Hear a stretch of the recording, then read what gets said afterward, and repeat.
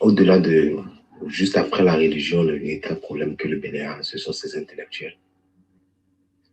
Malheureusement, malheureusement, nous avons tellement de la matière pour faire éclore notre pays, mais nous avons choisi d'être du mauvais côté. J'ai longuement écouté le sieur Obakonga Croisé, vu que c'est lui qui a une seule position divergente, opposante. Je l'ai longuement écouté et j'aimerais principalement aller dans son domaine, le domaine du privé, parce qu'il a passé beaucoup son temps à nous inviter à venir au Bénin, entreprendre, comme s'il connaissait nous, notre parcours.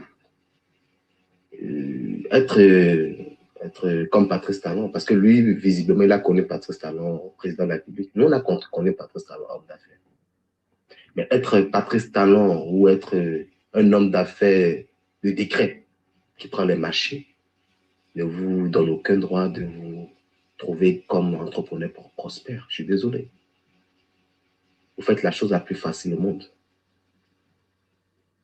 Le télépayage dont vous parlez, cher ami, ça a quelle utilité aujourd'hui au Bénin? Ce sont les ventres affamés. Combien de personnes sont véhiculées au Bénin? Le télépayage qui a fait monter d'un cran les péages au Bénin. En 2017, je m'en souviens très bien. Sa portée dans le panier de la ménagère, c'est de quel degré? Aujourd'hui, vous savez combien c'est difficile de créer une entreprise. Quand je parle d'entreprise, je ne parle pas d'entreprise de décret. Je vous parle d'achat-vente. Parce que c'est ça, nous, on sait faire. Achat-vente. Vous savez combien c'est difficile aujourd'hui? Patrice Talon a pris 10 ans de son parcours politique à la tête de notre pays pour enfermer le pouvoir d'achat. Vous, votre client, c'est l'État. Nous, notre client, c'est le peuple. C'est la différence entre vous et nous, chers amis. Nous, on n'est pas allé beaucoup à l'école, donc on ne sait pas aligner les mots. On est dans la pratique. On est dans la réelle politique, chers amis. La différence entre vous et nous, c'est que nous, on achète et on revend. Vous rasez les murs, vous allez signer un décret, vous allez prendre des marchés. Vous avez comme client unique l'État. Point final. Donc ne vous comparez pas à nous, chers amis. Ne venez pas jouer aux grands entrepreneurs. Je suis désolé. Et vu votre position, c'est tout à fait normal que vous n'arrivez pas à comprendre ce que vit le Bénin. Parce que vous n'avez pas la même réalité que le Bénin-Landa. La preuve, vous avez eu à dire gaillardement que très bientôt vous irez aller vous soigner au chic. Combien de Béninois peuvent se permettre cela? Combien de Béninois peuvent se permettre cela? Donc vous comprenez aisément que vous n'êtes pas dans le même monde que nous. Donc vous ne nous comprenez pas. Normalement, vous ne devez même pas fréquenter ces lives. Parce qu'ici, c'est le bas peuple qui se retrouve ici. Votre place n'est pas là. Allez payer les chaînes, faites comme le porte-parole, comme Léandre. Passez dans les panels où on vous comprend mieux et allez verser votre richesse là-bas. Nous, ici, nous souffrons. Nous souffrons de la politique économique de Patrice Talon. Nous souffrons de la politique sociale de Patrice Talon. Nous souffrons de la privation de nos libertés. Nous souffrons, chers amis. Et quand nous voyons des gens comme vous venir nous narguer dans notre réponse, nous sommes encore plus embêtés. Patrice Talon a une cible. Je ne sais pas comment vous arrivez à dissocier l'homme d'affaires au politique. Moi, j'y arrive pas. Je ne sais pas comment vous vous débrouillez pour dissocier Patrice Talon d'affaires de Patrice Talon dans la République. Moi, j'y arrive pas. Parce que pendant 10 ans, il nous a montré qu'il avait une cible. Et toute personne qui a une cible est avant tout un homme d'affaires. Sa cible, ce n'est pas les Béninois. qu'il fait là, ce n'est pas l'attente du Béninois. Le Béninois a une priorité. J'ai entendu un mot qui est récurrent. La rigueur, ou quoi? La priorité, je sais pas. La rigueur la priorité des besoins. Ça ne veut rien dire. Tout est prioritaire. Pour le Béninois, tout est prioritaire. Mais quand on est un État, on est du côté du plus faible. Quand on est un État sérieux, on choisit le plus faible. On choisit les besoins du plus faible. Les besoins du plus faible, Virginia l'a si bien dit. Se nourrir, se loger, se soigner. Le reste, ça suit. Vous construisez une route pour un Béninois qui n'est pas sûr de pouvoir voir ses routes demain. Vous vous endettez pour un Béninois qui n'est même pas sûr de payer ses dettes demain. Parce qu'il faut avoir la santé pour payer ses dettes. Pour payer les dettes que vous êtes en train d'engranger aujourd'hui. Nous n'avons pas la santé. Tous les jours, vous allumez votre TikTok, vous voyez les Béninois sur les panels en train de demander de l'aide. Vous allumez votre TikTok, vous rentrez dans vos messageries, c'est des Béninois qui demandent de quoi manger. Tous les jours. Pourtant, nous avons un État que vous appelez État sérieux. Nous avons un État que vous qualifiez d'État respectueux de l'humain. Selon vous, c'est ça être un État respectueux de l'humain? On n'a rien à foutre si vous avez l'or du monde. Ce qui compte pour nous, c'est ce que la politique de Patrice Talon profite au Béninois lambda. Votre priorité n'est pas notre priorité. Nous n'avons pas élu Patrice Talon pour avoir sa priorité à lui. Nous l'avons élu pour avoir la priorité du peuple, du peuple en général. Pour que notre peuple puisse toujours continuer à gagner sa dignité. Oui, nous avons les routes, nous avons du jardin, nous avons tout ce que vous voulez, nous avons le chip, nous avons tout ce que vous voulez. Mais ça profite à qui? Ça profite visiblement ou réellement à qui, cher ami? Je souhaiterais, honnêtement, moi je ne vais pas être trop long parce que tout a été presque dit. Je souhaiterais honnêtement que pour une fois vous arrivez à vous regarder dans la glace et que vous ayez le courage de vous dire la vérité à vous-même. Ça vous empêchera les jours à venir de monter dans un live comme celui-ci pour venir nous ennuyer. Parce que, excusez-moi le peu, vous nous avez ennuyés. Vous avez ennuyé trop de mots que le Béninois lambda n'arrive pas à comprendre. Nous, là, nous sommes du bas peuple. Nous parlons terre à terre. Nous disons les choses simplement. Et nous, le seul langage qu'on comprend aujourd'hui, le seul langage qu'on connaît, vous nous parlez d'agrégat, vous nous parlez de tout ce que vous voulez. Nous sommes tous conscients que hier, et je l'ai toujours dit, la gouvernance on ne peut jamais comparer la gouvernance de Yaya Boni et la gouvernance de Patrice Talon parce que déjà, quand nous prenons le thème économique, le thème financier, les moyens que Patrice Talon a eu, Yaya Boni ne les a pas eu. Le budget, prenons déjà le budget voté sous Patrice Talon, ce n'était pas le même budget sous Yaya Boni. Donc, conséquemment, on ne peut pas avoir les non-réalisations. Ce n'est pas possible. C'est là le thème. L'État est une continuité à tout son sens. Vous en savez quoi de la continuité de l'État? Si vous savez que l'État est une continuité, vous devez déjà, et je vais tomber sur le second sujet qui parle des élections, vous devez déjà demander à Patrice Talon de prôner une démocratie simple, de prôner l'alternance au sommet du pouvoir, une alternance réelle, de redonner l'amour au peuple d'aller aux urnes, de réconcilier le peuple avec sa classe politique. C'est de ça il est question. Le salaire du politique est énorme pour un Béninois qui a ce SMIC. C'est le débat, cher ami. Vous ne voulez pas parler du salaire du politique parce que pour vous, ce sont des élites. Mais ce sont des gens qui font ces élites-là. Le SMIC est à combien aujourd'hui? Le politique est à combien? Vous ne voulez pas mener ce débat parce que ça ne vous arrange pas. Menez ce débat et nous allons en faire cas. Merci bien. Peut-être maintenant, tu peux prendre la parole ou si tu es disponible plutôt. Oh, salut Biafrica, je suis dispo, je veux bien prendre la parole. Salut, salut tout le monde. J'ai pris un peu de note sur mon calepin et je vais bien parler de ce sujet-là parce que On parle quand même d'un rapport accablant qui inquiète les institutions internationales, lesquelles ont toujours reçu rien que du papier et ont validé, voilà, on nous a chanté le louche de Patrice Talon, FMI, croissance 6%, 7% chaque année, ministre de l'économie, ministre de l'économie, super-héros, voilà, c'est toujours ce qu'ils ont eu. Et cette fois-ci, quand même, c'est la première fois qu'ils ont l'avis de quelqu'un sur la situation du Bénin. Et voilà, attendez, je vais commencer là, regardez ce que j'ai écrit ici. Je n'ai pas mis mes lunettes, donc je pourrais bégayer un peu, c'est pas grave. Parce que j'ai pris une note sur un bout de feuille, je n'ai pas voulu couper les interventions, je trouve que c'est un sujet quand même intéressant. Moi, je ne savais même pas, j'ai vu la chose sur la page du BiAfrica tôt ce matin.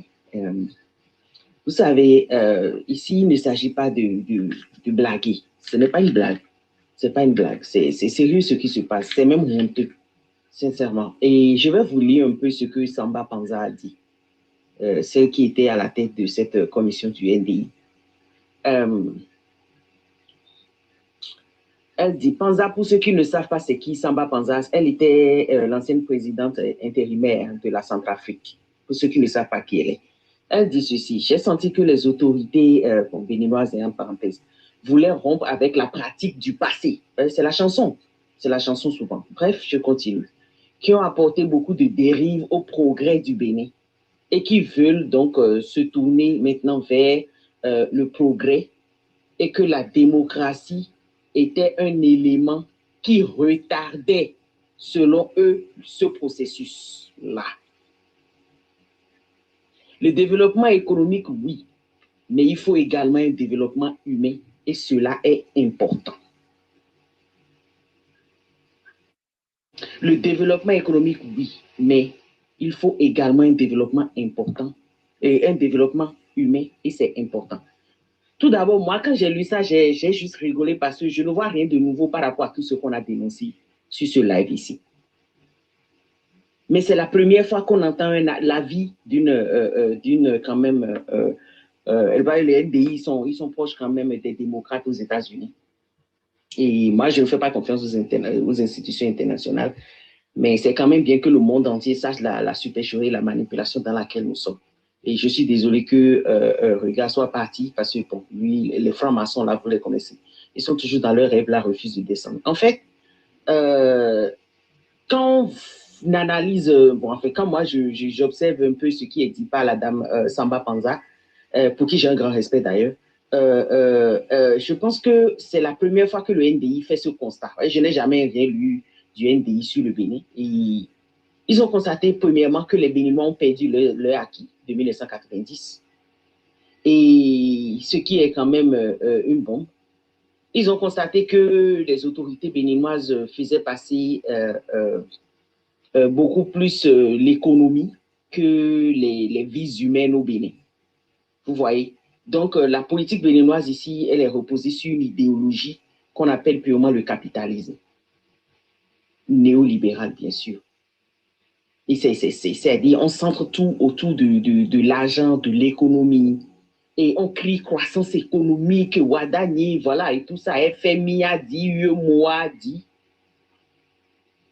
Mais on se rend compte aujourd'hui que, enfin, le NBI se rend compte donc que, en fait, il y a une grande partie du pays qui est écartée. Donc, c'est le développement juste d'une caste, d'un clan, en fait. On se concentre sur la privatisation, mais pas de trucs là. Mais la dernière fois, j'étais choquée. J'étais dans le live du Russe quand on parlait de cette dialyse-là que le gouvernement refuse de financer, fait semblant de ne pas entendre pendant que le peuple meurt. Avec des faiblesses rénales. Mais on se rend compte qu'en fait, la chose est indirectement, en fait, et la chose est indirectement privée, en fait, privatisée. Et c'est pour ça qu'ils ne veulent pas financer, en fait. C'est impossible. C'est-à-dire, on tue le peuple dans le silence, mais sur papier, on me dit croissance de 6%, croissance de 7%, croissance économique. Et cette génération-là, on l'appelle la nouvelle génération des néolibéraux, c'est né en 2017, justement. On dit la croissance économique, pendant que les gens meurent, pendant que le peuple s'étouffe. Genre, je passe dans la maison de Doyen Sauvegarde, de Ismaël, du Russe, de tous ceux qui sont sur ce panel du Tibus, de Hermanos, de Biafrica. Je ramasse tout votre argent. Je vais déposer dans une banque et je dis voilà, j'ai de l'argent dans la banque, donc le pays évolue. C'est un peu ce qui se passe. On affame le peuple et on vient nous chanter un pseudo-développement que personne ne comprend. Pour ceux qui ne le voient pas encore, le NDI est arrivé et a aussi prévenu sur une bombe à retardement pour les élections. Ils ont clairement dit qu'il vaut mieux agir maintenant que de venir constater les dégâts.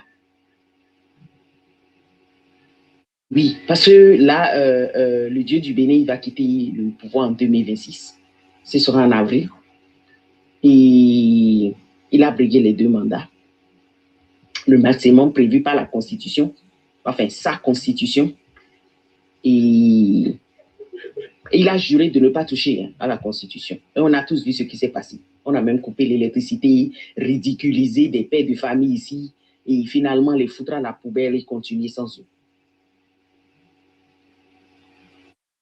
Mais chose bizarre, premièrement, plus on s'approche, d'accord, de cette date d'avril, et plus le nord du Bénin est attaqué. En toute indifférence. On ne dit rien, on fait comme on n'a pas vu, il n'y a pas un seul mot. Hier encore, à quoi il y a eu attaque? Montrez-moi une seule autorité qui est sortie. Où est passé M. Noati? Il est passé où? Silence total depuis qu'il est là. Mais moi, j'ai même cherché même quels sont les accords militaires que le Bénin a signés depuis qu'il est au pouvoir. Rien, zéro. M. Noati, vous êtes où? La mort des Béninois, ça vous dit quelque chose? Notre vie compte. C'est ça. Deuxièmement, plus on s'approche de cette date des élections, plus toute forme d'opposition est écartée. On a commencé par les LD. On leur a imposé l'accord de gouvernance. On leur a imposé le FCBE. On ne sait pas ce que le FCBE a de spécial. Et ce FCBE qui est du coup sélectionné élu pour aller aux élections présidentielles. Personne ne sait pourquoi. On a taillé le code électoral sur mesure, en fait. On nous a inventé un parrainage à la con ici, comme si nous étions dans un régime parlementaire. On a tout vu, en fait. Les gars, le débat est sérieux. Moi, quand je suis arrivé, je m'attendais à ça, mais tous ceux qui sont allés pratiquement, c'est regarde, là pour distraire. Moi, je ne veux pas perdre mon temps sur ce franc-maçon-là, les gars. Perdez pas votre temps. Perdez pas votre temps. Depuis qu'il m'a dit que lui, il a reçu combien de millions là de talons et qu'il travaille avec, j'ai compris qu'il n'y a rien là, les gars. Ne perdez pas du temps. Si on va parler sur la seule et rigoler, c'est à part. Mais quand c'est des débats sérieux, il va parler sur les partis, les gars. On ne perd pas du temps. Parce qu'ici, il s'agit de se concentrer sur les prêts, parce que c'est ça l'idéologie capitaliste. On se concentre sur les investisseurs, on me parle de croissance économique et ils vont vous réciter ça à longueur de journée. Mais derrière, qu'est-ce qui se passe? On écarte une grande partie du peuple, on traque les opposants politiques. Voilà. Et qu'est-ce qui s'est passé? Dès qu'on a attrapé tous les opposants politiques au Bénin, qu'est-ce qui s'est passé? Ceux dont la lutte se limite aux élections, ils ont tous disparu, ils ont quitté les lives, ils ont quitté les réseaux pratiquement. Ils n'arrivent plus à parler parce que leur lutte se limite aux élections. Mais ils ne se rendent pas compte que c'est une idéologie à combattre. Et que tout ne se limite pas aux élections présidentielles, en fait. Donc, le NDI, bon, ceux qui ne savent pas c'est quoi NDI, c'est National Democratic Institute. Comme je le disais, c'est quand même quelque chose, c'est un institut qui quand même se rapproche un peu des démocrates. L'idéologie ici est démocrate. Eux, c'est la démocratie, leur souci, voilà. Pendant ce temps, ils sont venus constater un capitalisme aigu, un capitalisme fantaisiste au Bénin. Quand on parle du capitalisme, c'est l'âme du néocolonialisme. Ils sont là pour piller vos ressources. Ils sont en train de piller le pétrole du Nigeria. Ils sont en train de piller le cacao de la Côte d'Ivoire. Ils utilisent souvent les multinationales pour le faire. C'est ça qu'on appelle capitalisme. Donc, on va installer les multinationales partout dans votre pays. Et ce qui va se passer, c'est que voilà, c'est eux qui auront les usines, pas vous. C'est ça qui fait GDIZ. C'est un peu comme ça, ils font. Rien pour vous. Montrez-moi ce que Patrice Talon a créé de concret au Bénin. Rien. Rien. Des routes surfacturées à payer sur des années. On va dépendre des prêts. On perd notre souveraineté de plus en plus. Là, on vient, les terreaux se promènent chez nous, et c'est la France qui va dire d'attendre. C'est quand ils ont fini l'opération que maintenant on va les envoyer sauver. Ce sont les militaires qui ont parlé. Et on nous dit que oui, on ne suit pas le développement, donc on nous laisse derrière. De quel développement? Jamais il y aura de développement au Bénin sans science, sans industrialisation. C'est faux. Et ça, vous le savez très bien. En temps normal, quand on parle de capitalisme néolibéral, c'est ces gens, généralement, ils misent les choses sur l'éducation, la santé gratuite. Voilà, ils misent sur du social, en fait, pour, comment on dit, pour équilibrer, vous voyez, l'inégalité. Mais là, ils ne vont pas le faire. Ils ne vont pas le faire, jamais. Là, on est en train de piller, en train de carrément réduire la population béninoise. Laissez-moi vous dire. C'est du fanatisme pur. Parce que là, nous devenons un État purement, comment dire, subalterne. Nous cédons notre souveraineté et jamais les autres ne vont construire le pays pour nous. Jamais les investisseurs n'ont développé un pays. Le style, on le voit avec le Liban, vous avez crié ici. C'est une partie du Liban, d'accord? C'est une partie du Liban qui brille et qui voilà quoi. Mais les Libanais sont tous ils sont plus à l'extérieur que chez eux. Et on sait tous pourquoi. Et c'est ce qu'on veut faire de nous. Parce que nous, on n'est pas comme des Libanais qui vivent. Voilà quoi. Ben, le Liban, c'est la France qui l'a créé. Au cas où vous ne le savez pas. Et c'est cette même chanson-là. Attirer les investisseurs, attirer les investisseurs. Allez voir les Libanais. Leur pauvreté est 10 fois pire que nous. Futur, lance un live, toi et moi seul. Ou bien viens, on va parler, toi et moi seul. Tu vas me montrer ce que toi, tu fais pour le Bénin. Je vais te montrer ce que moi, je fais pour le Bénin. Tu ne m'arrives pas là, je vis sur ce point. Jamais on ne peut construire sur du sable mouvant. Jamais. Pour se développer, il faut éviter ceux qui veulent vous tirer en arrière. Il faut éviter ceux qui ne veulent pas que vous vous développez. Ceux qui n'ont que la pluie et le soleil comme ressources minières, qui n'ont rien sur le terre, qui impriment votre argent. C'est ça qu'il faut éviter. Jamais on peut se développer avec la monnaie que quelqu'un d'autre détient. La monnaie est une arme. Jamais on ne peut se développer en laissant son renseignement dans les mains des autres. Jamais on ne peut se développer avec une culture archaïque. Jamais, ça n'arrivera jamais. Sans l'industrialisation, avec un GDIZ qui à peine on a 30 et quelques %. Ça ne peut pas aller, c'est pas possible. Montrez-moi un seul pays qui a pu se développer comme ça, ce n'est pas possible. Donc le NDI a bel et bien raison en disant, écoutez, ça c'est une bombe à retardement. Et là, ça craint. On ne peut pas écarter une grande partie de la population, parler des développements économiques sur papier pendant que le peuple est affamé, faire du bling-bling juste au bord de la plage et dire voilà, limiter les gens là-bas et dire voilà, tout va bien, pendant que le pays au nord est au rouge et continue de descendre. Pendant que des humains crépitent, pendant que les âmes crépitent, pardon, des AKM crépitent, des écoles brûlent, des commissariats, des villages se vident. Non, on ne peut pas se développer comme ça, ce n'est pas possible. Pendant qu'on se tait sur la mort de nos propres frères. Où est votre fraternité, justice, travail dont on parle comme devise? C'est où? Ce capitalisme ne connaît pas de fraternité et n'a pas sa place au Bénin. Merci, M. Biafrika. Je vais m'arrêter là pour le moment. Ok, merci beaucoup. Donc, les amis, continuez à tapoter, à partager le live. Abonnez-vous aussi si vous n'êtes pas encore abonné. Doyen Sauvegarde, bonsoir.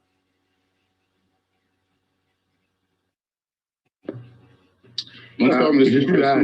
Et il y a un regard. Oui, il y a des gens qui étaient là avant toi, Somme 23. Oui, c'est bon. Doyen Sauvegarde, allez-y. Et bonsoir tout le monde. Bonsoir, monsieur Djossou, Biafrika. Beaucoup de choses ont déjà été dites que j'avais envie de dire, donc je ne vais pas faire de la répétition. Je vais juste compléter sur un point. Par rapport à la visite de la présidente centrafricaine Catherine Samba-Panza et du Cap-Verdien Georges Fonseca, qui ont eu à exercer de très hautes responsabilités quand même dans leur pays et qui sont venus scruter notre notre processus, en fait, les différents changements qu'ils ont pu constater chez nous au Bénin. Alors, par rapport à ça, il y a une chose, il y a deux choses, je dirais. Il y a deux choses. D'abord, la restriction qui a été pointée au niveau de passer les choses au forceps. On prétend encore qu'on est en démocratie, hein. Mais si on veut faire de la démocratie, on a l'adhésion de son peuple. Et les choses ici sur lesquelles on veut aller dans l'avenir ont été passées au forceps. Le parrainage, le système de parrainage a été passé au forceps. Et nul ne peut savoir aujourd'hui, aux alentours du 12 avril, ce que cette histoire de passer et des décisions comme celle-là au forceps vont donner. D'ailleurs, les commissions qui ont visité ont pu remarquer un recul démocratique sur les 10 dernières années. Mais moi, je dis, on a pris les 10 dernières années, mais ça nous renvoie 50 ans en arrière, ce qu'on a pu constater. Parce que nous n'avons pas vécu. Aujourd'hui, le Béninois était joyeux de choisir son représentant. Il en a été exclu. Et puis, finalement, aujourd'hui, aucun député ayant un avis contraire que celui qui est dans l'air du temps n'est élu. Aucun opposant n'est élu, réellement. C'est plutôt inquiétant pour une démocratie. Et ça, ils l'ont bien remarqué. Ça, c'est la première chose. Deuxième chose, descendons terre à terre. Aujourd'hui, ce que moi je remarque au Bénin, terre à terre, hein, c'est que les gens mangent dans les poubelles. Il suffit de rester devant votre portail pendant 2 heures de temps. Vous voyez des gens traîner des pousse-pousse et les poubelles que vous avez, ils sont capables de les renverser. Ils sont même capables de vous voler la poubelle, le récipient de la poubelle. Ils vont le prendre, ils vont partir avec. Si vous n'êtes pas quelque part caché à l'étage ou quelque part dans les costras pour surveiller votre poubelle, aujourd'hui, votre poubelle même est volée. Des gens qui prennent des pousse-pousse, ils sont en train de récupérer soi-disant des métaux. Mais en fait, ils font les poubelles pour manger. Le vol est devenu quelque chose au Bénin qui s'est multiplié, je ne sais pas quelle proportion. Vous avez des gens qui ne vous envoyaient pas auparavant des demandes pour avoir des sous, mais aujourd'hui, vous l'avez. Donc, conclusion, la paupérisation. Ce qu'on nous dit, qu'on est en train de construire des infrastructures et autres, ça se contrebalance par une paupérisation excessive du peuple béninois. Et vous ne le voyez pas qu'à Cotonou, vous le voyez partout sur tout le territoire. Et puis, ce rapport-là ne nous dit pas quelque chose qui se passe chez nous aujourd'hui, pratiquement tous les 2 ou 3 jours au quotidien, c'est que notre intégrité territoriale, la dimension sécurité qui devrait être la nôtre n'est plus du tout garantie. On est en insécurité sur tous les plans. Déjà parce qu'on peut rentrer chez vous, casser votre maison. Moi, j'en ai été personnellement victime. On va casser votre maison, on va casser les grilles, on va les enlever, on va les voler, vous portez plainte au commissariat. On enlève les grilles qui vous permettent d'avoir la sécurité chez vous. On enlève ça, on enlève la porte. Vous portez plainte auprès d'un commissariat de police et vous n'avez aucune suite, en tout cas pas pour l'instant, je ne l'ai pas. Donc, l'insécurité pour les personnes, les biens et autres est devenue criarde. Et l'insécurité s'en va grandissante au nord du Bénin, avec des populations qui se font massacrer. Et là, nous sommes au Bénin. Et c'est dans cette atmosphère-là que nous avons connu une révision de la Constitution, pourtant interdite par la Constitution elle-même. Donc, on a beaucoup de sujets, beaucoup de raisons de craindre pour ce que l'avenir réserve dans ce pays. Et même pendant ce temps et parallèlement, on a un petit clan qui s'enjaille, qui festoie parce qu'il a déjà choisi son candidat. On est en train de semer petit à petit les graines pour une... Je ne vais pas souhaiter ça pour mon pays, pour une guerre civile qui ne dira pas son nom. Parce que je connais beaucoup de gens qui sont membres des forces de sécurité publique qui ne sont même pas d'accord avec ce qui est en train de se passer. Ça grogne dedans. Et nous devons faire très attention par rapport à l'avenir. Et comme beaucoup de choses ont déjà été dites, moi, je vais m'en arrêter simplement à ces 2 points. Je pense que c'est le Russe qui est venu après moi. Je vais laisser la parole au Russe. Peut-être qu'il a, parce que je vois que M. Djossou a pris un petit moment de petit coin. Non, je pense qu'on peut gérer le panel en son absence jusqu'à ce qu'il revienne. Le Russe, moi, je te laisse la parole.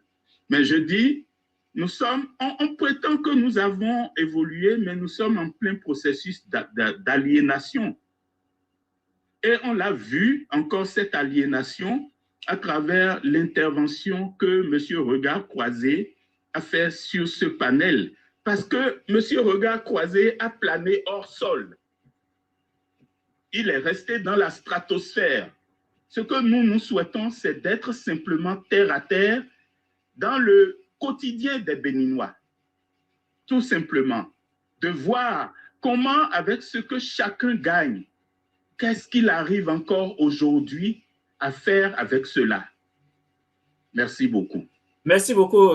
Pour de satisfaction dans la mesure où ce que nous étions en train de dire et qu'on nous traite d'apatride, qu'on nous traite de tous les noms d'oiseaux, vient d'être confirmé par quelqu'un de dehors. Donc quelqu'un qui n'est même pas du pays.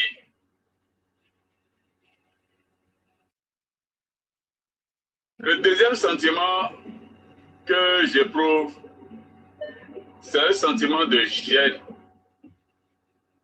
En fait, un sentiment de honte, pour ne pas exagérer. Parce que quand on parle de mon pays, quand on vient de quelque part, quand je dis quelque part, je ne dis pas qu'ils ne sont pas sur la terre, je ne suis pas en train de les dissocier de notre monde. Mais je veux dire quelque part par rapport à la situation même de celle qui parle. Catherine Panza, elle est connue pour avoir été la présidente de la Centrafrique. Et nous savons que la Centrafrique est venue de très loin. Donc c'est par rapport à ça que je veux parler. Quand en matière de démocratie et de gouvernance, la Centrafrique est venue de très loin. Et quand on vient de loin comme ça, et qu'on vient trouver que nous sommes dans de la déchéance, nous sommes dans une forme de décrépitude institutionnelle qui a saboté notre démocratie. Je crois qu'il y a de quoi être gêné et baisser la tête. Avant, nous avons la fierté de regarder les autres et de leur dire, de bomber le torse et de leur dire, dans notre pays, nous sommes ci, nous sommes ça, dans notre pays ça va, dans notre pays ça ne peut pas se passer. Tout ceci est en train d'arriver dans un contexte où,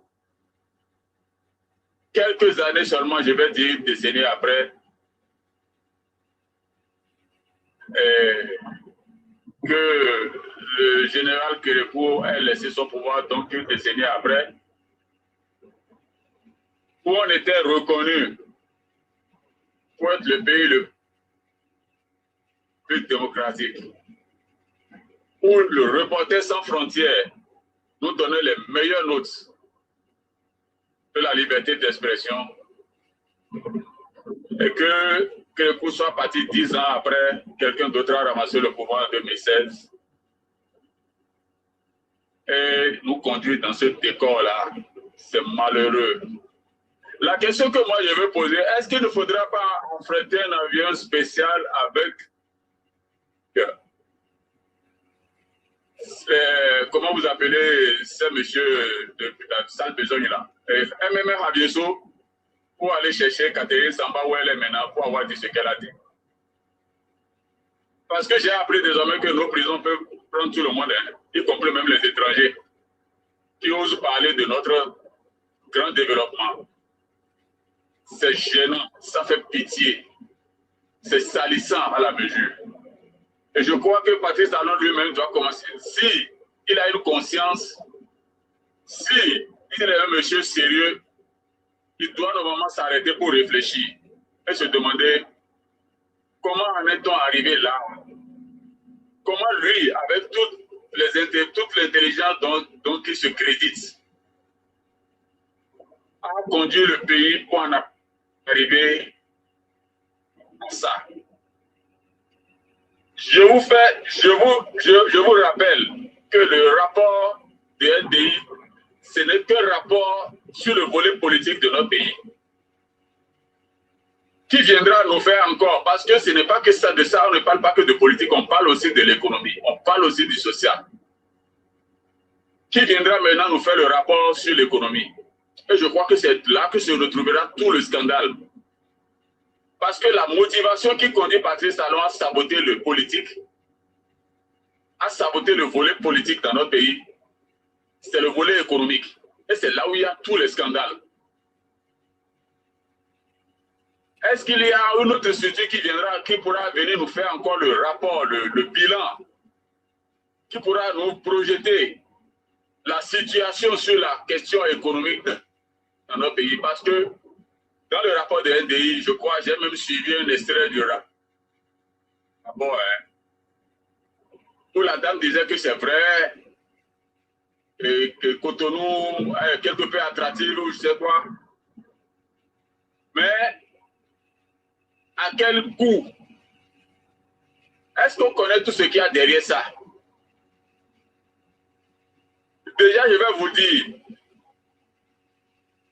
l'élève de celui que nous voulons être là, donc celui dont nous réclamons de l'autre côté de la Côte d'Ivoire que nous voulons passer, nous devons avoir appris déjà que la Côte d'Ivoire,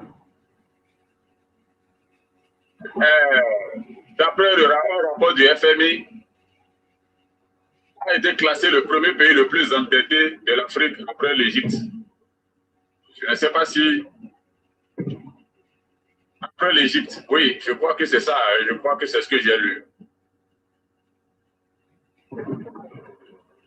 Je ne sais pas si c'est du développement, parce que les gens sont venus passer ici soutenir la théorie de l'endettement à outrance.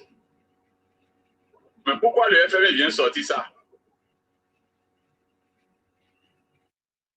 Donc, nous devons nous poser la question de savoir, est-ce que être surendetté là, c'est un signe d'évolution de développement ou bien c'est un signe d'enlisement?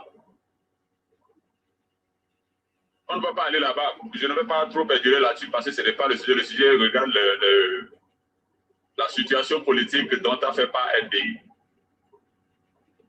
Mais est-ce que nous regardons maintenant pour savoir si après ce rapport-là, nous sommes encore fiers d'être béninois? Est-ce que ce rapport inspire quelque chose aux turiféraires du régime qui passent toute leur vie? Allô?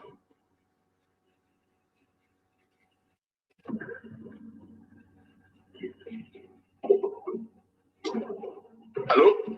Oui, on vous écoute, monsieur Kialine. Ok, d'accord. Donc, est-ce que ce rapport inspire, qu'est-ce que ce rapport inspire aux turiféraires du régime qui passent toute leur vie à nous chanter des bêtises? Parce que là, maintenant, nous sommes face à une situation où nous devons chacun nous interpeller par rapport à ce qui est dit dans le rapport. Je ne veux pas parler, quand je parle des turiféraires du régime, qui sont à l'international, qu'on ait loué pour venir faire les griots. En l'occurrence, l'idiot de service qui a pris service récemment là, et qui se pavane, je ne sais pas, dans Cotonou pour insulter tout le monde. Je ne sais pas s'il est au courant de la situation dans son pays également. Et avant de, je sais pas, de venir parler de la nôtre. Donc, voilà le modèle de développement que nous sommes en train d'adopter chez nous. Et je suis gêné. Et ça, je vous dis, c'est la gêne qui me tenaille là. Je suis gêné parce que, franchement, quand on veut parler de patriotisme, voilà, quand on veut parler de patriotisme, il y a qu'on veut voir que son pays, on parle bien de son pays. Que des autres parlent bien de son pays. Et que nous avons bonne presse. Bon, maintenant, est-ce que ce qui est projeté là, c'est une bonne presse? Je ne sais pas. Mais ce n'est pas nouveau. La France en avait déjà dit. Je crois que c'était courant 2018 ou 2019, la France avait déjà dit que le Bénin n'était plus une destination enviable compte tenu de la situation politique dans le pays. Et je crois que j'ai oublié même cet organe de truc là français qui avait fait ce rapport là-dessus. Mais ça n'a pas gêné la France. Malgré qu'elle ait déjà dit ça, ça ne l'a pas gêné aujourd'hui d'entretenir ce même régime-là. C'est pour nous dire que ceux qui nous devons nous appuyer, ceux qui nous parlent des valeurs, de leurs valeurs démocratiques qu'ils veulent exporter partout, et sur lesquels nous devons nous appuyer en fait, ou bien ceux dont nous devons nous inspirer pour imposer un modèle viable ou viable chez nous. Ces gens-là ne sont pas des gens corrects. C'est des gens à qui il ne faut jamais faire confiance. Avec de telles notes, avec de telles presses, la France n'a pas cessé d'entretenir. Au contraire, ces rapports sont plus sérieux avec le Bénin d'aujourd'hui. Et pire, c'est la France qui est en train d'entretenir ce régime-là maintenant. Ce régime de la terreur, de la pagaille, qui se transforme aux dernières nouvelles en régime d'aristocrate, parce que désormais, maintenant, je crois que nous sommes dans une aristocratie. Quand ça vient de la bouche de celui qu'on connaît là, il ne faut pas douter, parce que la ruse et la rage étaient venues de sa bouche avant que tout ne naisse à partir du certificat de conformité, et ensuite on est passé de parrainage en parrainage, et donc l'exclusion a été totale. Mais quand ils se retrouvent entre copains, entre des gens du même bord qui ont pris le pays d'assaut et l'ont pris en otage pratiquement, et qu'ils viennent se considérer comme des aristocrates, je me demande si nous, qui sommes enfants de pauvres, là, on a encore une place dans ce pays-là. Mais ça devrait réveiller l'attention de chacun, parce que la situation, les choses qui se chevauchent là, les événements qui se chevauchent avec ces déclarations qui s'ajoutent devraient nous réveiller de notre sommeil et nous dire que nous sommes en train d'aller plus loin que la dictature. Plus loin que la dictature. Dans un pays où la jeunesse ne trouve même pas à faire, les gens ne trouvent pas à manger, et que le seul génie du régime, c'est de créer de plus en plus d'organes politiques et d'enrichir de plus en plus les politiciens, d'alourdir leur salaire et de jouer dans l'opacité totale. Je me demande qu'est-ce qui va nous rester pour demain. Si nous avons pitié de nos enfants, c'est aujourd'hui que nous devons parler. Non seulement parler et agir également. Si nous avons pitié des enfants que nous mettons au monde. Sinon, Patrice Talon qui avait promis la belle vie aux enfants, quand il a été arrivé au pouvoir, il a dit que c'est pour eux qu'il est en train de travailler. Aujourd'hui, ces enfants, pour la plupart, ces enfants ont fini les études et ils attendent même d'avoir ne serait-ce que des stages non rémunérés. Je dis des stages non rémunérés. Je ne parle pas encore de salaire. Et ils sont incapables de l'avoir. C'est-à-dire qu'on ne peut même pas trouver de stages pour les enfants. Et quand est-ce qu'on va leur trouver même des emplois maintenant qui seront rémunérés? Encore que l'emploi même n'existe plus au Bénin. Depuis qu'on a saboté le code du travail pour dire qu'on peut être esclavagisé, on est devenu des Béninois sont devenus des gens corvéables à merci. Donc, depuis que c'est déjà comme ça, on ne sait plus qu'est-ce qu'il faut attendre de ce régime-là. Est-ce qu'il n'est pas temps pour nous que nous trouvons la formule pour fragiliser totalement ce qui se passe là? Et ceux à qui on a donné des forces aujourd'hui et qui pensent que c'est parce qu'ils sont forts, je veux parler des tyrannos à qui on paye de l'argent, à qui on donne une petite place en politique pour museler le peuple, pour martyriser le peuple. Est-ce qu'ils sont conscients qu'après eux, ils ont des enfants ou bien des petits-enfants qui vont grandir dans ce Bénin-là? Parce que ça ne sera pas éternel. La situation qui les profite aujourd'hui, qui ne pensent pas qu'ils vont transformer cette situation en une situation héréditaire où après eux, les enfants ou leurs enfants ou leurs petits-enfants vont continuer par en bénéficier. C'est bien dommage. Il faut qu'on se réveille. Et je pense que si on se réveille pour de bon, la situation sera réglée. Le pays sera encore récupérable. Et je crois que c'est la seule chose qui nous reste parce que nous en avons parlé déjà suffisamment et maintenant les gens en parlent encore du dehors. Donc, on n'attend pas mieux parce que parfois quand on réfléchit, on se lève, on parle. Il arrive qu'avec la réaction des compatriotes, de certains compatriotes, on se demande mais est-ce qu'on est objectif dans ce que nous disons, mais c'est nous qui vivons ça comme ça. C'est comme j'ai dit à un monsieur un jour, proche du régime, je dis ça ne va pas. Ça, c'était les débuts. Je dis, mais ce que nous avons conçu là, c'est pas ça. Ça ne va pas. Les choses sont en train d'aller de mal en pire.